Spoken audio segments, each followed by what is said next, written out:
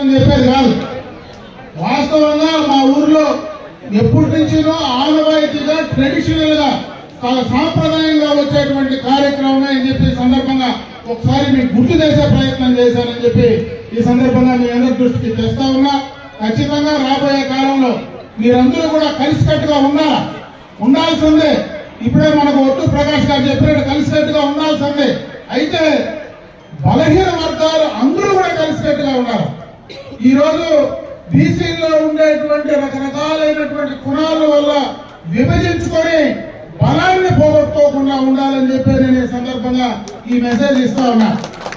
అన్ని కులాలు బలహీన వర్గాల్లో ఉండేవాళ్ళు కలిసికట్టుగా ముందుండాలా, మన సంస్కృతి సాంప్రదాయాలను కాపాడుకోవాలా, మనకున్నటువంటి కొలిసేటువంటి దైవాన్ని ఎవరైతే నమ్మకమైనటువంటి దైవాన్ని ఉందో దానికి సంబంధించినటువంటి ఆశయాలను ముందుకు తీసుకెళ్ళడానికి ఖచ్చితంగా కూడా మనం ప్రయత్నం చేయాలని చెప్పి మరొకసారి మీ అందరి దృష్టికి తెస్తూ ఎక్కువ సమయం మాట్లాడలేను. ఎందుకంటే అప్పుడే ప్రకాష్ గారు చెప్పినాడు. ఎందుకంటే ఆమెకు ముల్బాగల్లో ఒక పెద్ద కళ్యాణ మండపం దాదాపు 2 కోట్ల రూపాయలతో కట్టి రెడీగా ఉంది.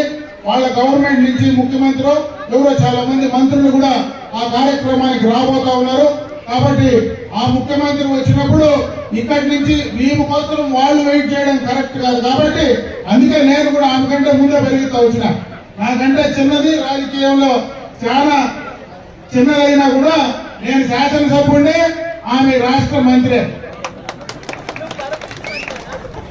ఆమె రాష్ట్రానికి మంత్రి.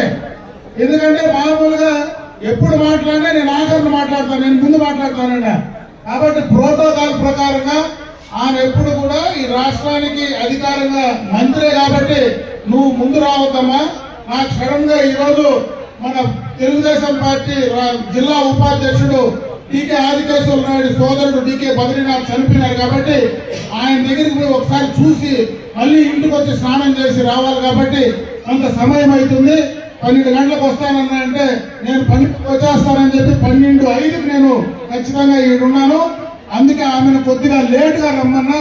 కాబట్టి ఆమె తర్వాత ఈ కార్యక్రమం నుంచి వెళ్ళాలి. కాబట్టి ఆమెను మాట్లాడి త్వరగా కూడా వెళ్ళని, ఎందుకంటే పక్క రాష్ట్రం నుంచి వాళ్ళందరూ కూడా కాసుకొని ఉన్నారు. కాబట్టి అందుకే నేను తక్కువ మాట్లాడి ముగిస్తా ఉన్నానని చెప్పి తెలియజేసుకుంటూ మరొకసారి ఈ యొక్క ప్రాంతంలో ఉండేటువంటి కులపు కులస్తులందరికీ కూడా ఈ రోజు ఈ మంచి అవకాశాన్ని మీతో పాలు పంచుకునేటువంటి అవకాశాన్ని కల్పించినటువంటి కుటుంబ కుల సోదరి వాళ్ళందరికీ కూడా హృదయపూర్వకంగా చేతులెత్తి నమస్కారాలు తెలియజేసుకుంటూ సెలవు తీసుకుంటున్నా. జై